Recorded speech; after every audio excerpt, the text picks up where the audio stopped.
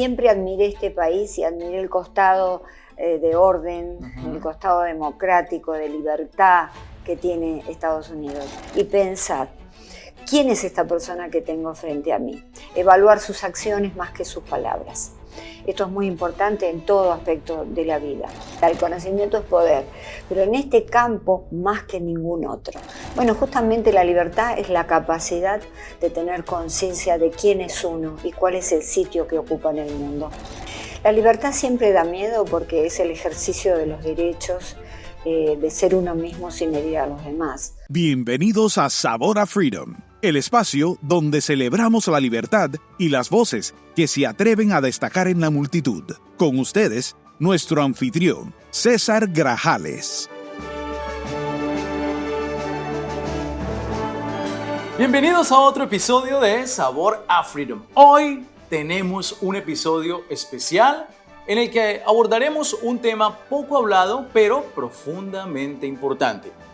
¿Cómo lidiar con la pérdida de una elección política? Sí, acaba de pasar una elección aquí en nuestro país. Ya sea como candidato, colaborador o seguidor, una derrota en las urnas puede traer sentimientos de tristeza, frustración y hasta enojo.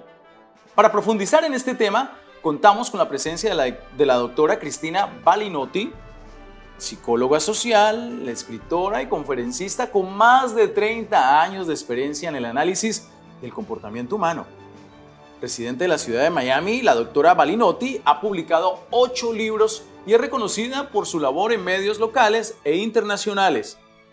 Para ayudarnos a entender mejor cómo afrontar estas emociones, cómo transformar la derrota en crecimiento y resiliencia, hemos invitado a la doctora para que hablemos con nosotros. Así que, comencemos. Doctora, bienvenida a Sabor a Freedom. Un gusto estar aquí. Gracias por estar con nosotros aquí, doctora Cristina, porque, acaba de pasar una elección importantísima aquí en los Estados Unidos. Y hay mucha gente que no se siente representada o se siente triste, porque ya sabemos, los que están contentos con el resultado de la elección, pues están celebrando, tienen otro tipo de emociones, ¿no? Pero los que tal vez no están satisfechos con el resultado, pues, ¿cómo esas personas pueden enfrentar esas emociones? Ojo, pero antes de responder esto, Cristina, porque me dijo que le diera Cristina, no doctora, sí. A ver, para los que no han tenido la fortuna de conocerla, Cristina, cuéntanos un poco de tu historia.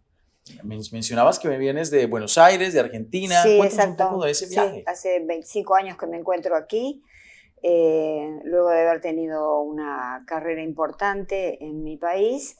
Y aquí comencé a escribir mi segundo libro y a partir de ese momento en los medios de comunicación. Primero entonces, a través de ese libro, ¿no? Primero entonces, digamos, la psicología sí. Que la ejerció en Argentina, ¿no? Sí.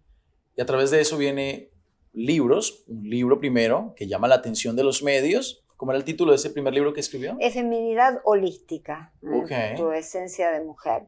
Sí, le llamó la atención porque se trataba de un ensayo, de una tesis doctoral que no fue en realidad tal. Y entonces la presenté en los medios y desde allí, todos los medios me fueron llamando como consultora en estos temas tan importantes, ¿no?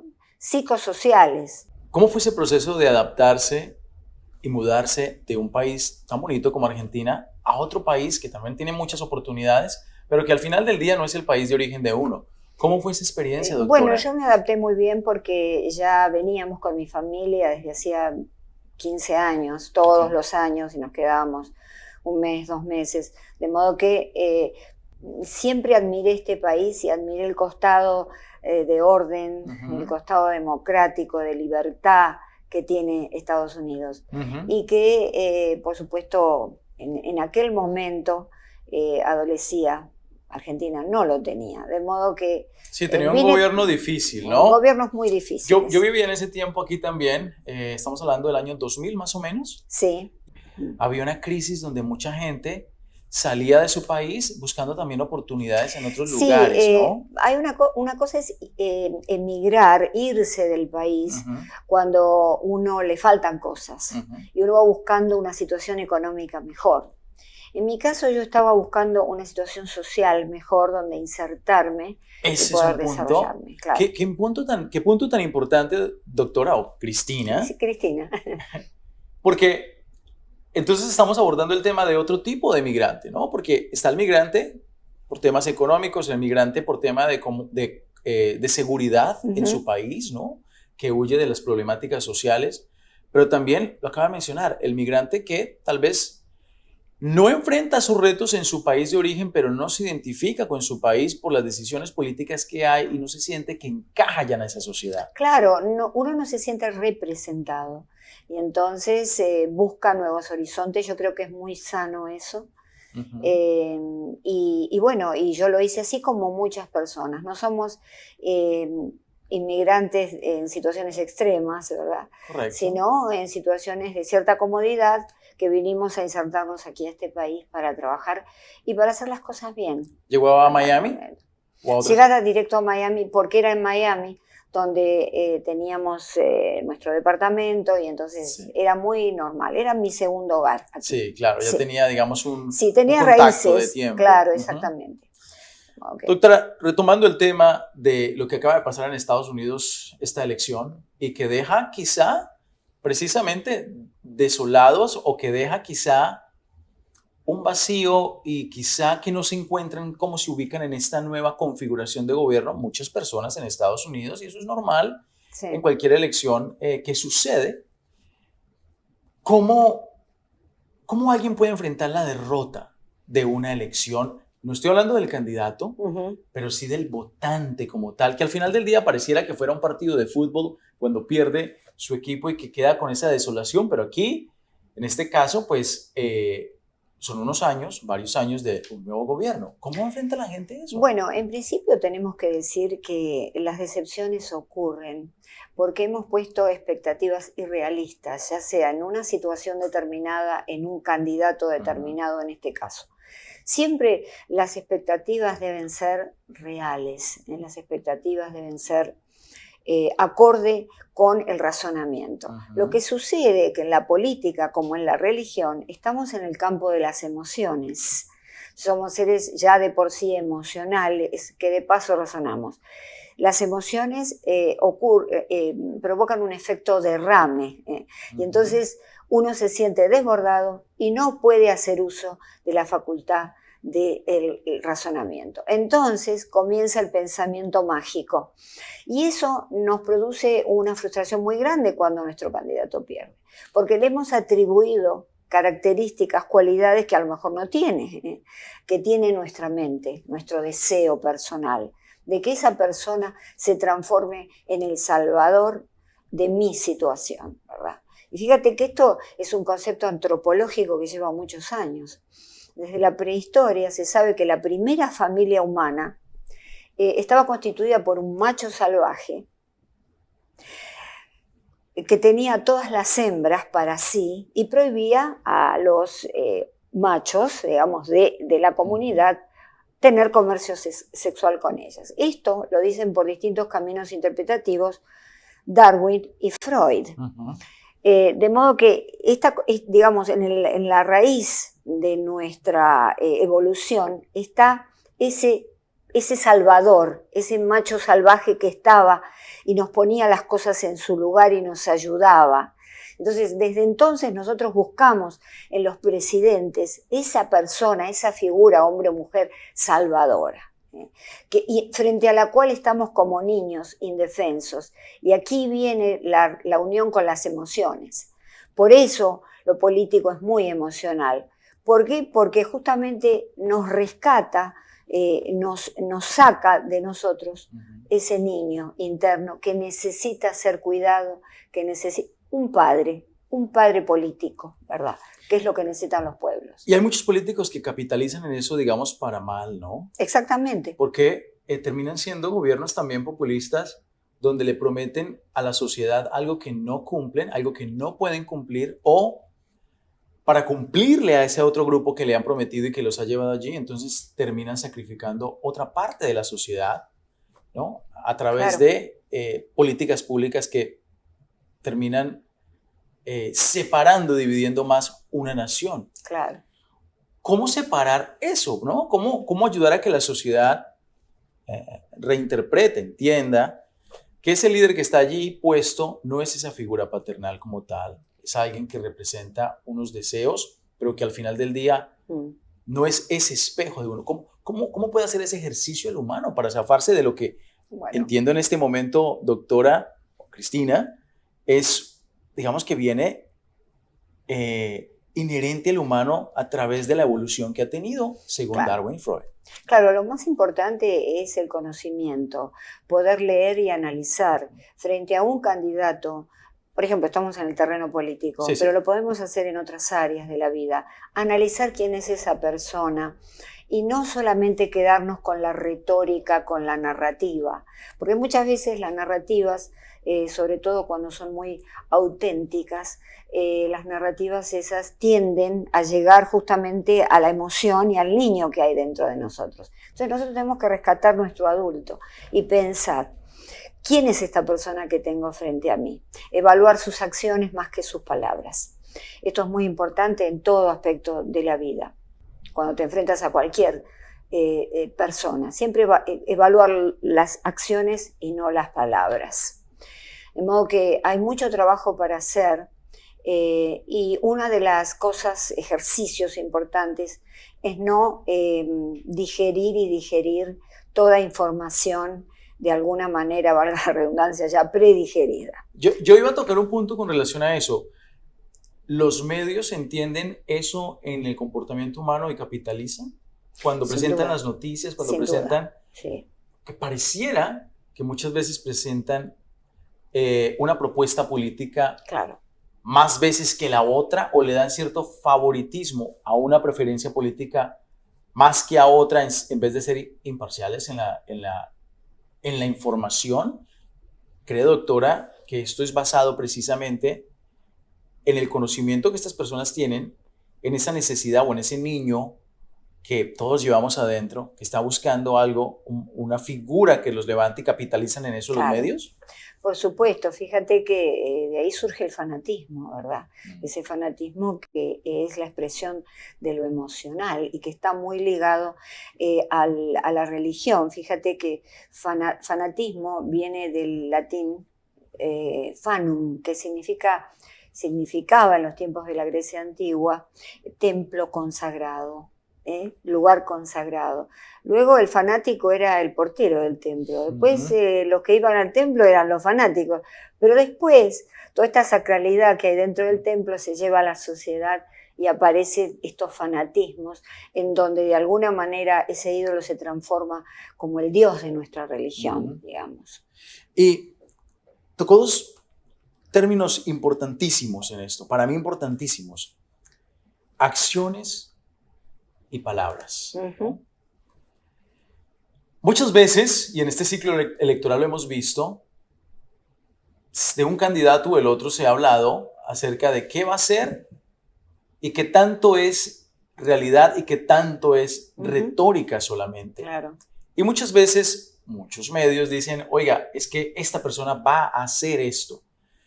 Para los próximos ciclos electorales que enfrentará la gente, ¿cómo poder dividir y entender que en un proceso político se dicen muchas cosas, pero eso no quiere decir que en todo eso se va a cumplir, para bien o para mal?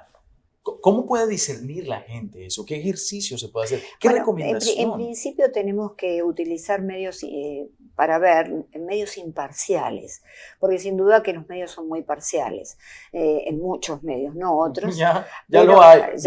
Yo soy de los que le digo a la gente, escucha, lea y vea pues todo, porque hoy en día, francamente, yo creo que las líneas editoriales de todos, o de la gran mayoría, si no todos, están claras, ligadas a cierta agenda política. Exactamente, claro. Tiene que ser el verdadero periodismo, que es un periodismo neutral que muestra las caras, las diferentes caras, en este caso de la política. Después el debate en familia, debatir mucho, leer la historia de un candidato.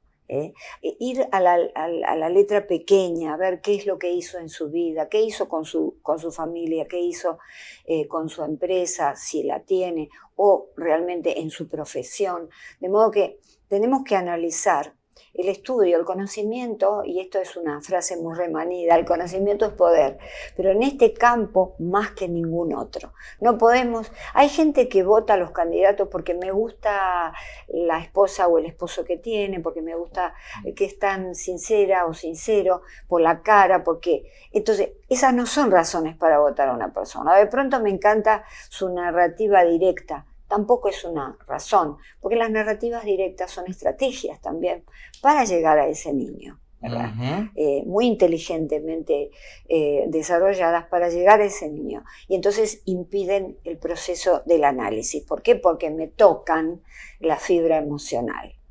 Claro. Entonces me identifico con esa persona como me podría identificar con mi padre o con una figura de autoridad. Y tocando ese tema, familia. Cada vez me da la impresión que en los ciclos electorales, pues el tema de la política en casa, el tema de la política a la hora de comer en las familias, se ha puesto más intenso y hay familias que se han dividido.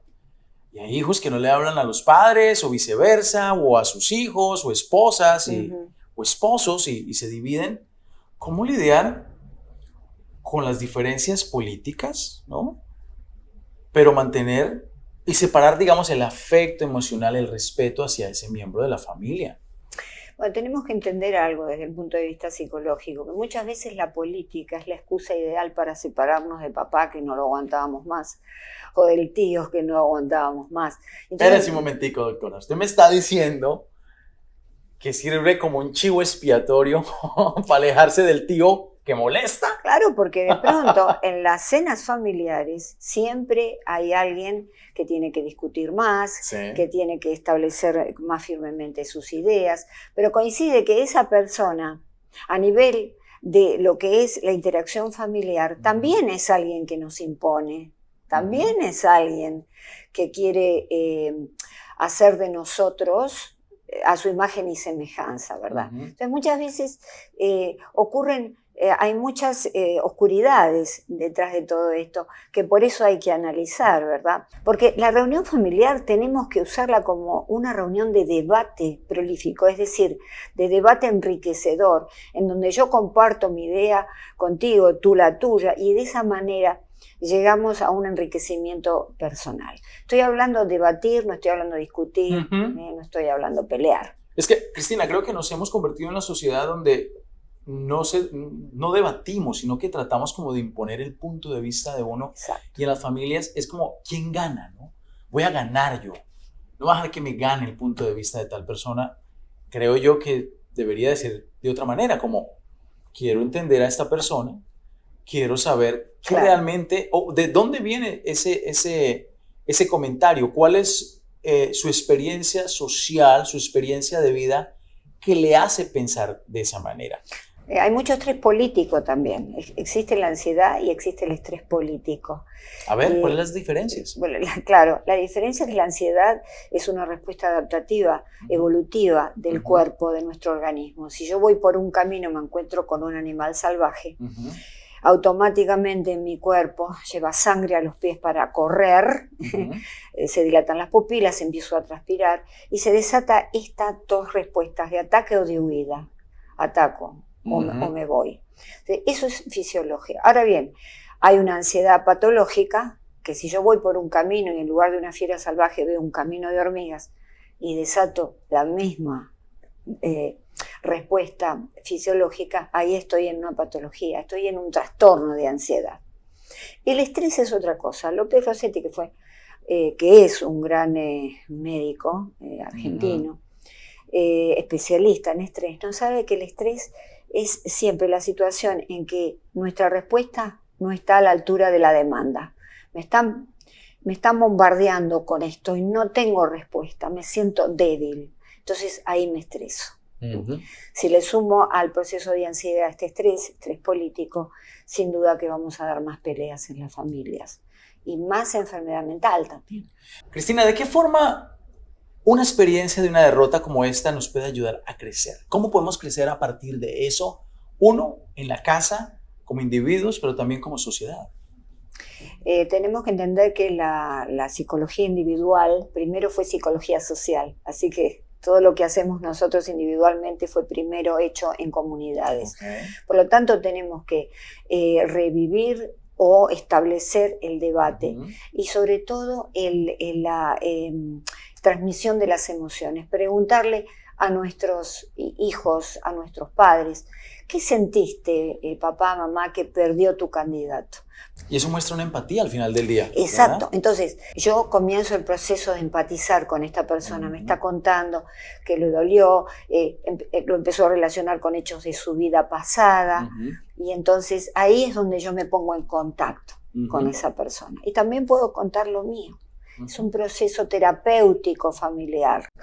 Pero la primera terapia es la que hacemos en familia, cuando revivamos ese maravilloso don de debatir, de hablar juntos, de contar nuestras experiencias sin miedo, es decir, volcando sin nuestro juzgar corazón. Y sin juzgar. Sin tabúes y sin prejuicios. Exactamente, escuchando y al final del día, si sean miembros de una misma familia, padres, hijos, esposos, todos son individuos que tienen diferentes experiencias de la misma vida, de una misma situación, pueden reaccionar de diferente manera. Su experiencia es basado como individuo y creo que hay que ser empático a ese sentimiento. Y también, discúlpame, hay que saber escuchar. Exacto. La fórmula es en psicología 80% escuchar, 20% hablar. Pero nos gusta hablar más. ¿Verdad? Ese es el problema. Y sobre todo hablar e imponer lo que estás diciendo. No para generar como digamos la conversación y la conversación, sino que muchas veces termina siendo una charla entre uno mismo, un monólogo. Es un monólogo. Que piensas que estás hablando con la otra persona y mentira que termina siendo un monólogo. Por ejemplo, los padres a los hijos establecen este monólogo diciéndole: yo no entiendo cómo eres tan vago, yo a tu edad era ya alguien importante, mantenía a mi familia. Entonces es como que se autocontenta y siente un placer por decirle al hijo todo eso. Es un monólogo, no lo está ayudando al hijo, lo está poniendo bajo su sombra.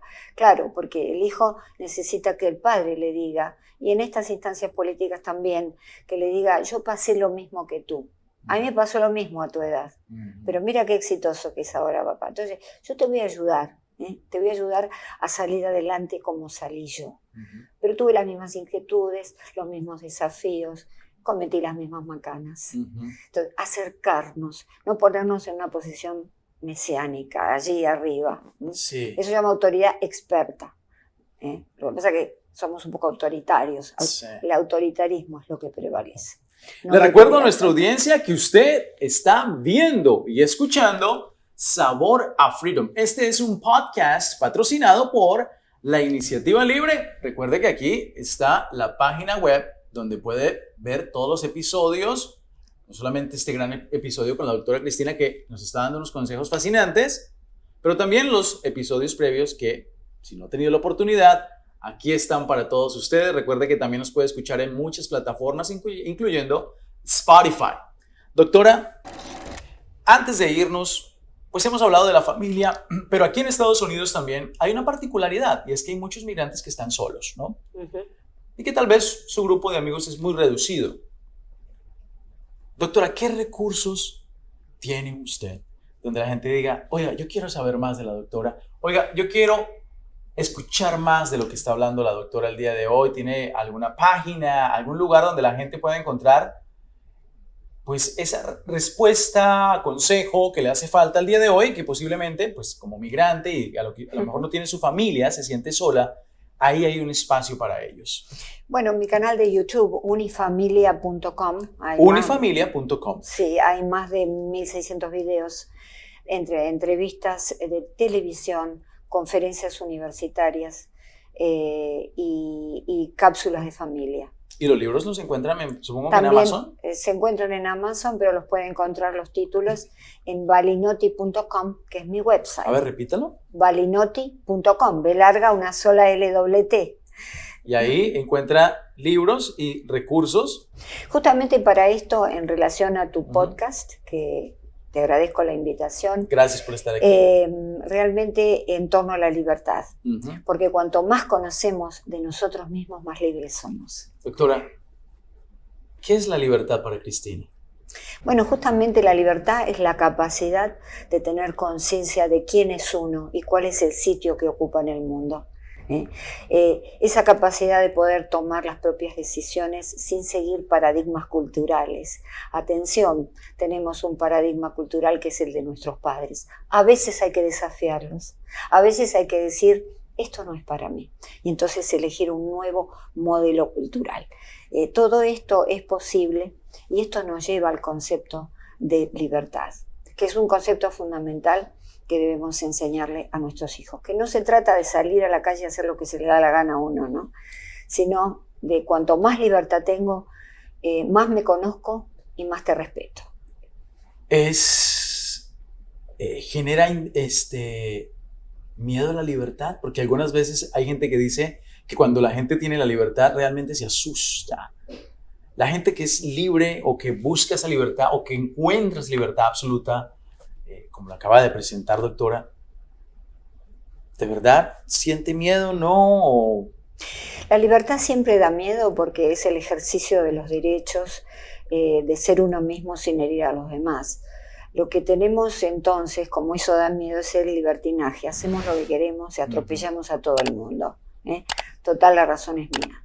Esa no es la manera de ser libre. Yo creo que en ese caso, la persona que actúa de esa forma es la persona más esclava de sí mismo que existe. Y con eso, doctora, le agradezco enormemente su tiempo de estar aquí con nosotros en Sabor a Freedom. Y a ustedes, amigos, gracias como siempre por sintonizar un episodio más, un episodio muy especial de Sabor a Freedom. Y esperamos que este episodio pues le genere un poco de calma, de paz, de esperanza para lo que viene en este país precioso en el que vivimos todos, los Estados Unidos. La próxima semana regresaremos con un nuevo episodio y recuerde que Sabor a Freedom es su casa, una casa donde puede encontrar mucha inspiración. Este es un proyecto patrocinado por la Iniciativa Libre y yo regresaré la próxima semana. Hasta pronto.